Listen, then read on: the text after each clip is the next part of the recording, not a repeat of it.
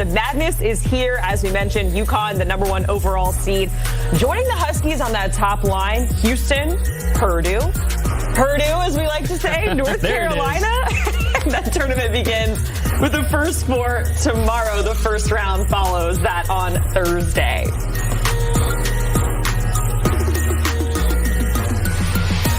And let's welcome in college basketball analyst Matt McCall, joining us here on set to talk about all of the madness. A Florida Gator grad. Florida Gator. I love when you bring up back-to-back. We got to bring up back-to-back. We can't remind everybody. Yeah. I was a part of those staffs in 06 and 07, so we don't necessarily, as Gators, we have something deep down inside where we're like really not rooting for UConn. Right. We don't want to see it happen, but wouldn't be shocked if it did.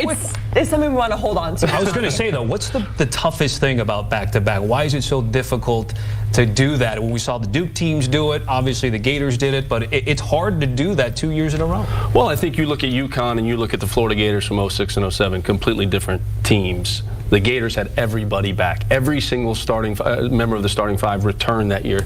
So you're dealing with these expectations.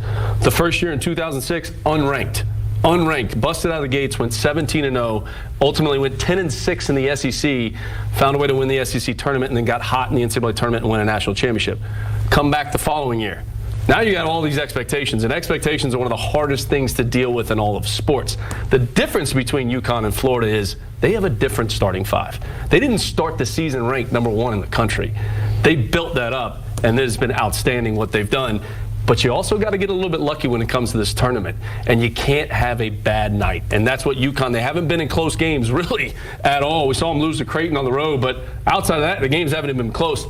How do they handle adversity when the game gets close? Yeah, it feels like they can deal with that slow grinder. They can deal with a high-scoring track meet. Either way, whatever kind of game is out there, UConn seems to be able to be up to that test. But let's talk about the bracket in a team that potentially has the easiest road to the Final Four. Because you talked about it, you can be the best team on paper, have the best regular season, but you do need a little bit of luck sprinkled in there. It has to go your way. But when you're looking at the bracket, Matt, in your opinion, who has the easiest path to a Final Four? I got to go with North Carolina, and because I'm looking at UConn's bracket, and I'm saying UConn could possibly have to play Auburn, who just won the SEC tournament yesterday in the Sweet 16. And to me, the biggest snub in the entire bracket was Iowa State.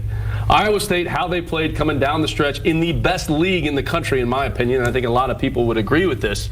Iowa State gets the 2 seed in UConn's bracket. They could have easily gotten the 1 seed, but it goes to Carolina. So I'm looking at Carolina's path. I think they by far got the easiest path, and this is what the entire country wants to see. They want to see Caleb Love in Arizona play against his former school in North Carolina to go to the Final Four. I like Carolina's path. I think they got the easiest path out of all the 1 seeds.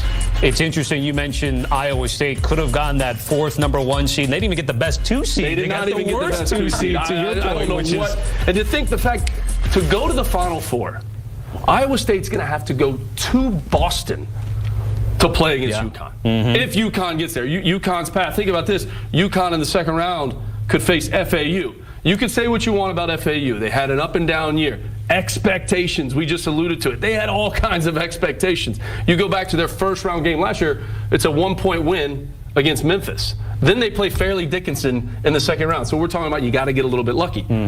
But FAU still has that talent. So UConn could possibly play, if FAU can get past Northwestern, they're going to play FAU in the second round, who went to the Final Four that has everybody back. Like, that's just, UConn's road is definitely not easy to repeat and go back-to-back. If they do it, us Gators, we have to tip our hat to them because that's really impressive with the road they have here. Yeah, we can no longer, hold on to it as long as you can. Yeah, for sure. Got it there. In terms of player to watch, it's actually in that same bracket with Tar Heels there. We could potentially see a matchup there. It's the reigning WAC player of the year, and Bryce Drew's got a good one. He's got an outstanding one, and I think it's one of the best stories in all of college basketball in Tyon Grant Foster. Started his career at a junior college, transfers then to Kansas, spends a year at Kansas. Then he goes to DePaul. He collapsed on the floor in a game at DePaul. Now he goes to Grand Canyon. And Coach Drew has an unbelievable team, a really, really good team, 29 or 24 wins on the year. He's getting 20-6. He's got size, he's got athleticism, he shoots it from behind the three-point line. He's the type of guy that can completely take over a game with his athleticism, with his size. You can put the ball in his hands with the game on the line and put him in the middle ball screen, and he will make the right play. He is an electric player to watch. Watch out for this Grand Canyon team, and he's a guy I would keep my eye on in the tournament. Now, when it comes to first-round matchups, and it's crazy because, you know, last year we saw FDU and that huge first-round upset over Purdue. It's like the madness starts right out the gate. But what first-round matchup are you most looking forward to, Matt? I'm really looking forward to Clemson and New Mexico. I think New Mexico is riding high right now. Richard Pitino. I think the reason that Rick Pitino turned the invite down to the NIT is to go watch his son coach in the NCAA tournament. I mean, what a moment for a father and a son. One of the greatest coaches of all time to get an opportunity to watch his son coach in the NCAA tournament. But when you look at New Mexico, you're talking about Mashburn and House. They combined to score 49 points in that Mountain West title game. Those guards are electric. This is a matchup in the first round for me that I think is going to be a lot of fun to watch. You know, it's interesting because Jerry Palm has these home court heroes in New Mexico at the Pit, which we all love right there, and Nebraska. Teams are like that. They couldn't find a way to win away from home, and New Mexico has been able to do that, especially out in Vegas for the Mountain West tournament. You've got another game in the first round that's really catching your eye there, Oregon and South Carolina. Oregon, South Carolina. I think the New Mexico game was my upset pick, but the Oregon, South Carolina, I think South Carolina got snubbed on their seed. I really believe that. You look at the body of work what Lamont Paris did in the non-league. He just won 13 games in the non-league, just one loss. 13-1. You know, their only loss was at Clemson, who's another NCAA tournament team. Coach Paris, he has balance on this team. We're talking about Michie Johnson, Talon Cooper, BJ Mack was a terrific transfer. I really, really like this matchup. And you look at Oregon. Oregon won 6 straight towards the end of December, beginning of January. They end the season here. They win the Pac-12 as the Pac-12 just evaporates. It goes away. They win the last Pac-12 tournament, riding high, 4-game win streak, playing their best basketball. Dana Altman knows how to win games in March. That's exactly what he does. So I got my eye on that game strictly, too, because I think South Carolina got a little bit snubbed with the 6th seed.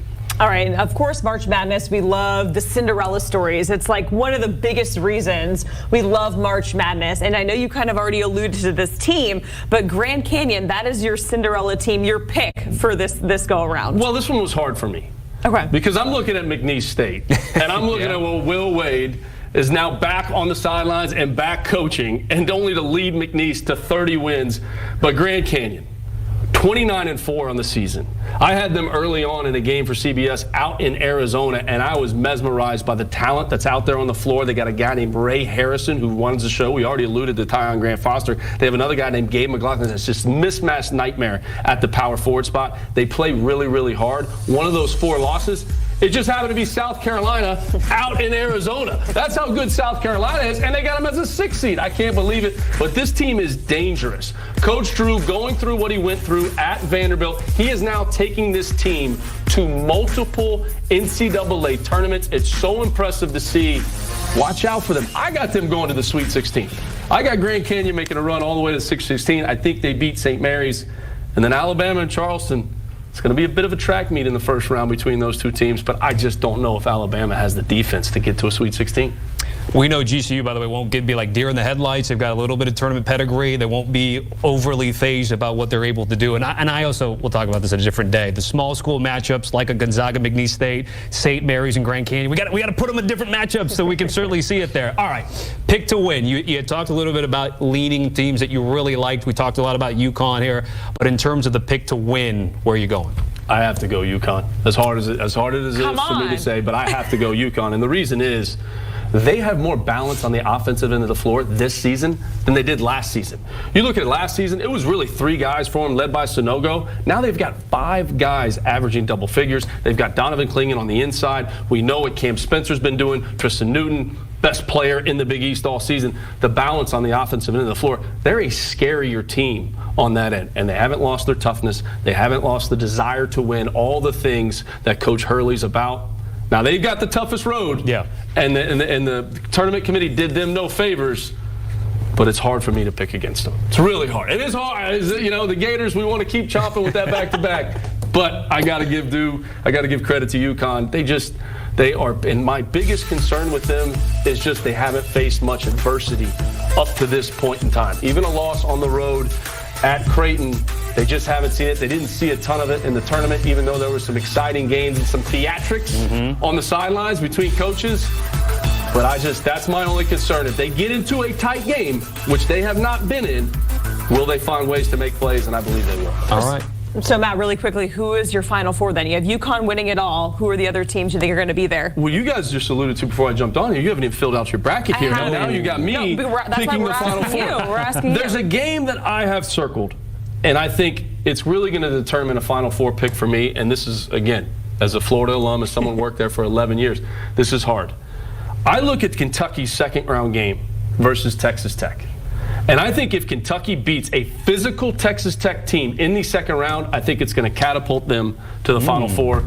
So BBN, it's hard for me to say this, but I have BBN in the Final Four. I'm going to go with Purdue. I think Purdue is coming back on a mission. I think Braden Smith, Fletcher Lloyd, those guys took a lot of heat for the reason they lost. The recipe for Purdue, please don't turn it over. And you can't go and shoot 20% from the three-point line or give up a boatload of threes, which is what happened against FDU last year. So I'm going with Purdue. I like Carolina because they got the easiest road, and I'm going UConn. So I did pick the Cats. I did pick BBN, but I think that second-round game, if they get there and they're able to knock off Texas Tech, I think it's going to catapult them and give those young guards a lot of confidence. Matt, we certainly appreciate it, getting us pumped for March Madness and really